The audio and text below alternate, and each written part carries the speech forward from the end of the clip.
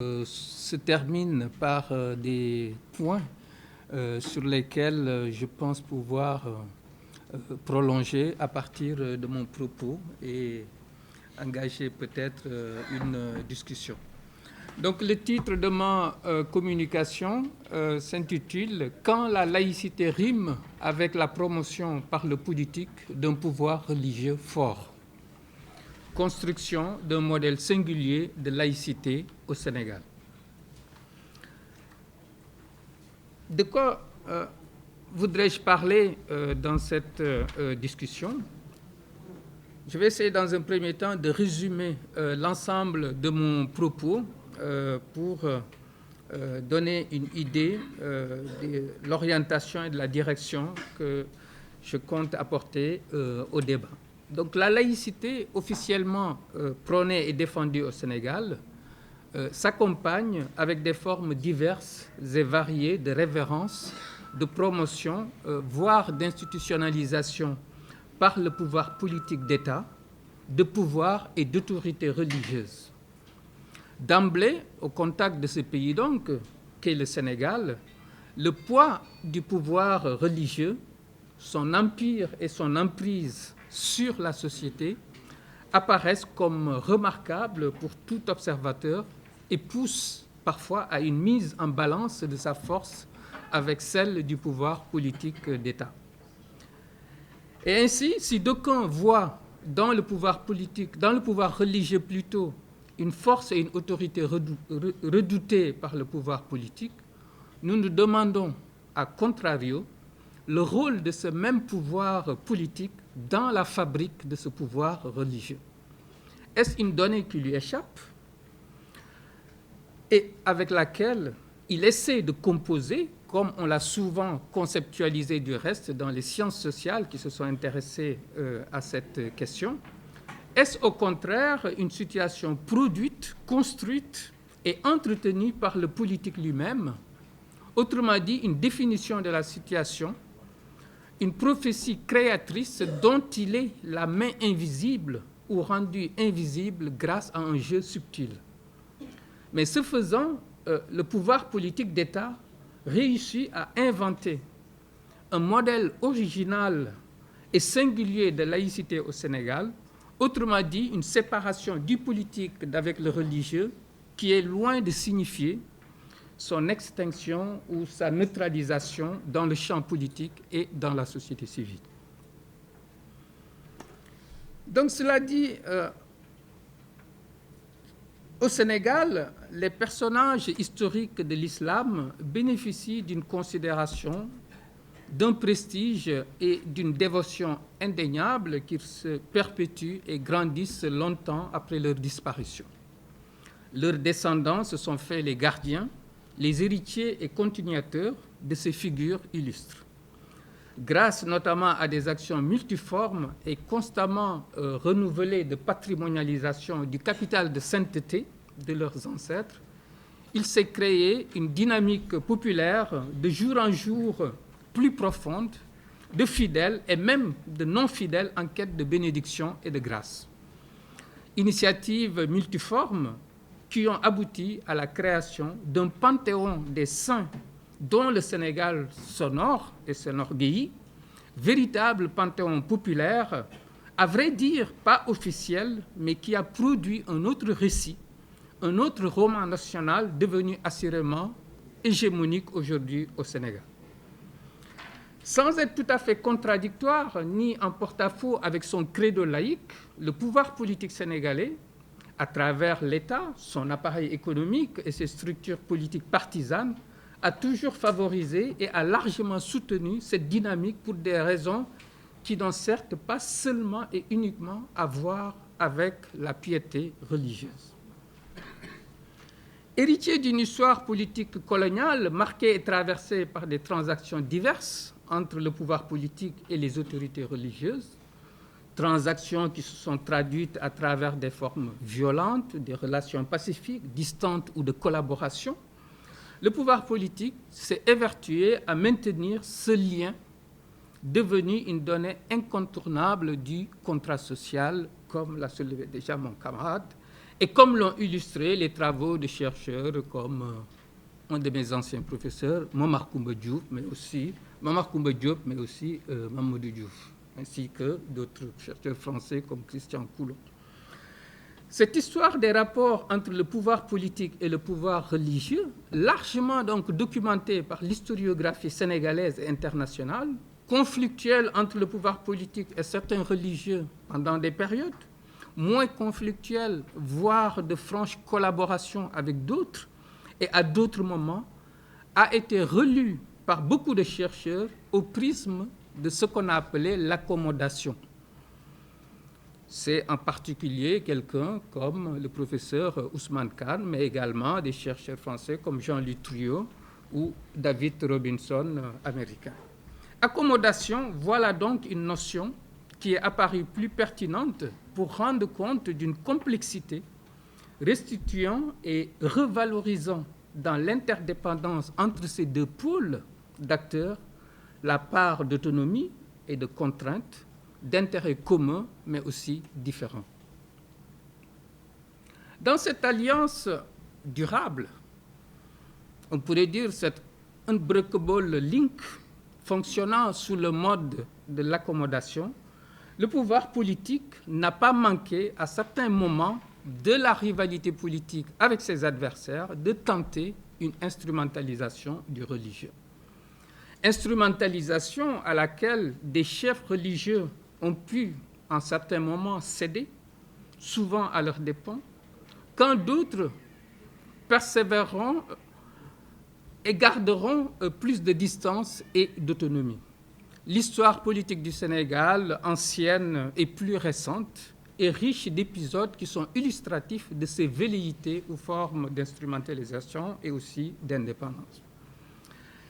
Ainsi, l'existence de ce pouvoir religieux ou du pouvoir de ces religieux est largement attestée dans la littérature sur l'islam au Sénégal. Dans le propos qui sera développé ici, nous voudrions donc interroger plus spécifiquement ces caractéristiques et ces contenus, en saisir les lignes d'évolution et de transformation, ses ressorts et ressources matérielles et symboliques.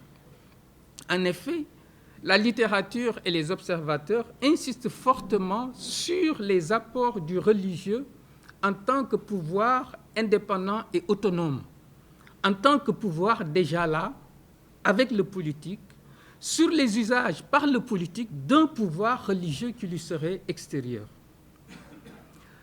L'ambition de notre propos est donc de contribuer au renouvellement d'une problématique ancienne et sans occulter la place de l'engagement et de la mobilisation des acteurs religieux et de leurs fidèles, le propos que nous allons développer ici veut chercher à décentrer le regard et interroger la part du pouvoir politique et de l'État dans la formation et dans la reproduction de ce pouvoir religieux. Et en cela, je dirais, pouvoir politique et construction du pouvoir religieux, on est en face de ce que les sciences sociales, en particulier les sociologues, appellent une prophétie créatrice. Créatrice, oui, autocréatrice, c'est pareil. Il est un dogme fondateur de l'hégémonie politique au Sénégal, l'enrôlement du pouvoir religieux, principalement et fondamentalement confrérique, puisque c'est quand même la forme dominante de l'islam dans notre pays, dans la construction de l'équilibre social. Pour consolider le politique, il faut s'appuyer sur le religieux. L'idée fondamentale qui est sous-jacente à ce contrat est que les acteurs religieux ont ou auraient un pouvoir religieux et ou au-delà du religieux sur les citoyens. Pouvoir dont le pouvoir politique cherche à s'approprier pour asseoir son propre pouvoir et son contrôle sur les citoyens. Et c'est dans cette optique, cette idée, que se justifient ces tentatives récurrentes d'instrumentalisation du religieux. Pourtant, rien n'est plus discutable que cette vision mise en question par près de 4 décennies de l'histoire politique et sociale du Sénégal. C'est ce que révèle à sa façon également Bakary Samb, un observateur avisé de l'islam au Sénégal. Et je le cite. L'expérience des 15 dernières années a montré le caractère non déterminant du soutien politique des confréries lors des différentes échéances électorales. Abdoulaye Wade fut élu en 2000, alors qu'Abdou Diouf bénéficiait du soutien de la majorité des marabouts. Macky Sall est arrivé au pouvoir dans un contexte où Abdoulaye Wade a été soutenu comme jamais un homme politique par les confréries. Le président Sall, en 2019, a été fortement réélu en perdant dans des villes symboliques sur le plan confrérique et religieux. Fin de citation. Autrement dit, à rebours et en opposition à une idée dominante, il semblerait que les autorités religieuses ne font plus le vote des citoyens, par ailleurs aussi talibés, disciples pour la plupart. Pourtant, en dépit de tous ces éléments, les pouvoirs politiques persistent et signent dans cette vision. Ils sont aussi suivis dans cette révérence pour le religieux par leurs adversaires, au point que les cours religieuses, les grandes maisons de l'islam deviennent des scènes privilégiées, observées et scrutées par les Sénégalais et Sénégalaises pendant les grandes périodes électorales. Pourquoi cette persistance? Est-ce une nécessité? Est-ce une illusion? Est-ce un manque de clairvoyance et de perspicacité politique de la part de ces acteurs? En vérité, il nous semble qu'on est en face d'un choix délibéré d'une option politique qui est érigée en dogme de l'action politique et publique, gouvernée avec la bénédiction, l'aura et le soutien des chefs religieux. Et cette option consiste à donner du pouvoir aux religieux, à asseoir l'idée que le pouvoir religieux est fort selon une logique de prophétie créatrice. Néanmoins, pour l'État, il n'est pas question de gouverner avec les acteurs religieux. Ils sont bien tenus hors de l'exercice du pouvoir politique et eux-mêmes, ces acteurs religieux, à la vérité, pour ce qui est des pôles centraux et hégémoniques de l'islam sénégalais, n'y prétendent vraiment pas. En somme, le pouvoir politique et l'État gouvernent, les marabouts bénissent, si je peux résumer le propos. Une certaine conception de la laïcité, au sens strict et étroit de séparation et de distinction du pouvoir politique et du pouvoir religieux dans la gouvernance, autre legs relativement solide de l'État sénégalais, reste de rigueur et est largement partagé par la classe politique et par l'appareil administratif, tel que d'ailleurs ça a été réaffirmé ici par les représentants officiels. Cette laïcité inclusive, si je peux me permettre cette formulation, née avec le système colonial, se caractérise par son ouverture sur le religieux. Elle est moins libérale, entre guillemets, que l'indirect rule britannique, mais plus souple que le jacobinisme républicain français.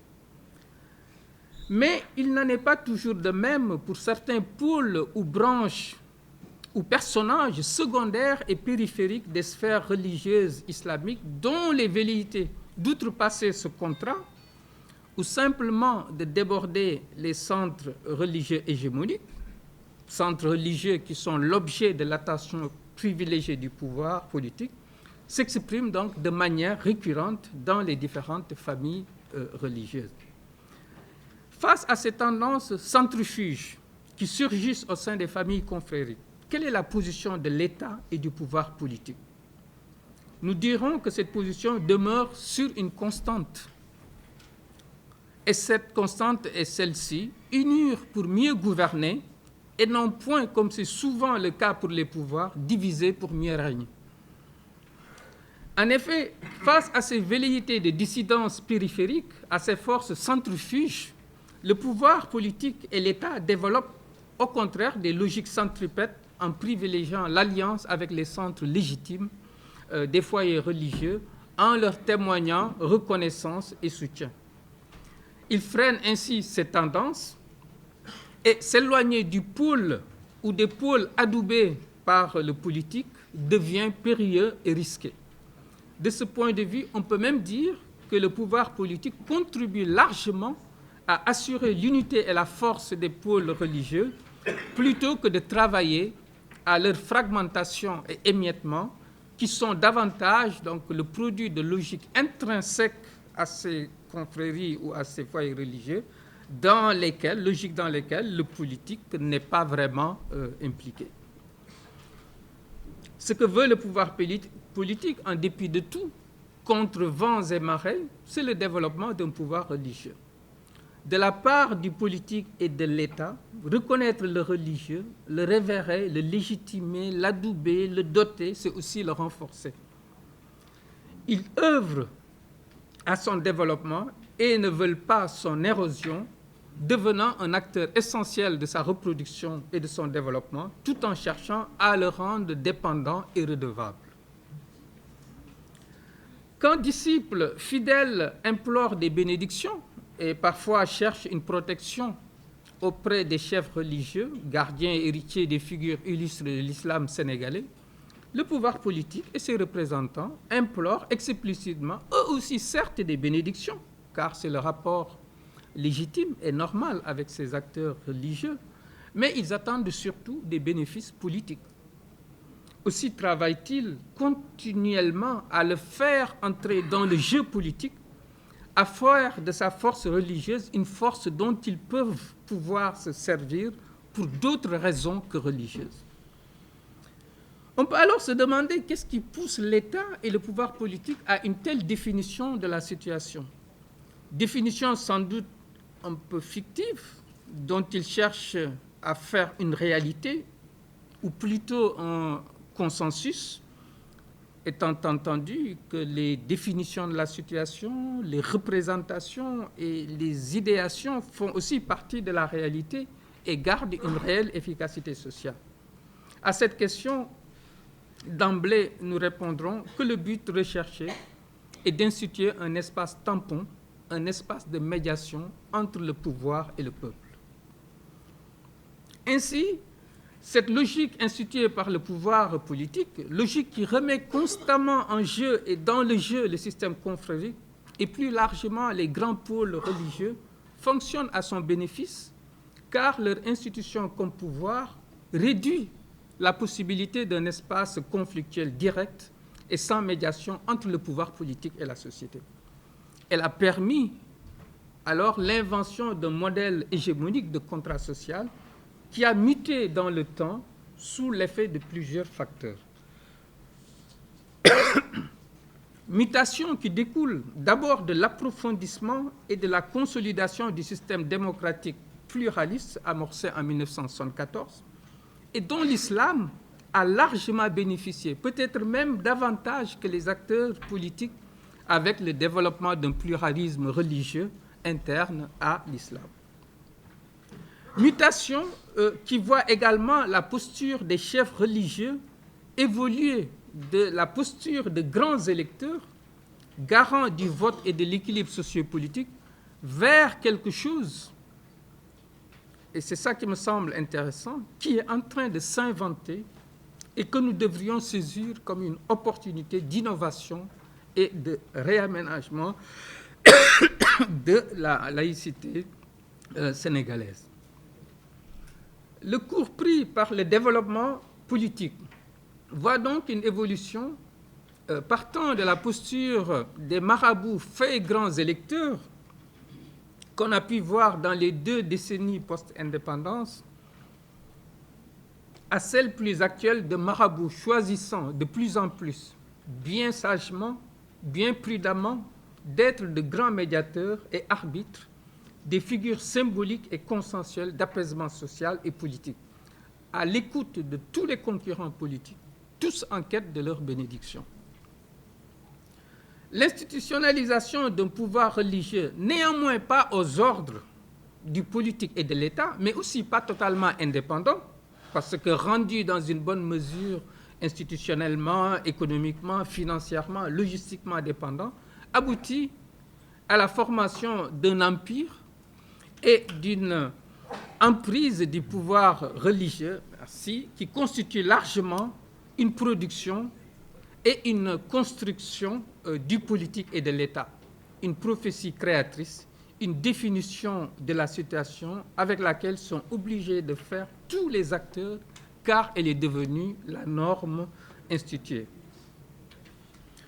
Il nous semble que ce jeu est d'ailleurs également imposé au pouvoir religieux. Et parfois, il le dépasse, parce que le mettant en position de répondre à de multiples sollicitations venant de tous bords, le poussant à s'investir dans des postures de leadership qui dépassent leur périmètre et parfois même leurs compétences. OK. Tous les acteurs, donc, comme j'ai dit, cherchent à impliquer le pouvoir religieux, même lorsqu'ils aspirent à se mettre en retrait. En instituant ce jeu, le pouvoir politique est parvenu à impulser une dynamique, situant le pouvoir religieux comme un élément incontournable pour tous et par tous, fussent-ils des adversaires, véritable porte-pouvoir ou un pouvoir par procuration, possiblement pour tous, mais pour qui réussira à le mettre à son côté. Il va de soi que dans ce jeu-là, le pouvoir politique et son État, de par leurs ressources, sont en bonne posture. En définitive, si la constitution des acteurs en un pouvoir et en une dynamique qui n'est pas réductible à l'action du pouvoir politique et de l'État, relève dans une large mesure de l'action même des religieux et des confréries, ils sont néanmoins aussi largement redevables du politique. En conclusion, je partirai de phrases prononcées par le chanteur Youssou Ndour faisant l'éloge de Serigne Fallou, khalife général des Mourides de 1945 à 1968, et qui lui pète ses propos. Maï Sénégal, ku weddi laajal Senghor, doomu yaay ñilaat. C'est moi le Sénégal que celui qui en doute demande à Senghor, le fils de maman Gnilane. Ces propos synthétisent la geste politique du Sénégal et illustrent les liens entre ces deux pôles que sont le religieux et le politique, quasiment deux frères. Mais plus justement, nous dirons un moment de la geste politique où le pouvoir religieux était celui de grands électeurs, pesant lourdement sur les issues du scrutin. Moment indéniablement révolu avec celle nouvelle du médiateur, de l'arbitre, plus ou moins au-dessus de la mêlée, mais que le pouvoir politique cherche à faire entrer dans la mêlée et à son avantage. L'État sénégalais est donc pris dans une tension entre l'option de la laïcité, souvent réaffirmée, parfois individuellement questionnée par certains acteurs politiques, et le choix d'entretenir l'existence d'un pouvoir religieux pouvant jouer à son avantage. Mieux, il a créé un espace de collaboration avec le religieux dans lequel se sont engouffrés ou cherchent à s'engouffrer les acteurs religieux, les acteurs non religieux du religieux, les politiques et de plus en plus d'acteurs de la société civile. Je vous remercie, Monsieur le Président.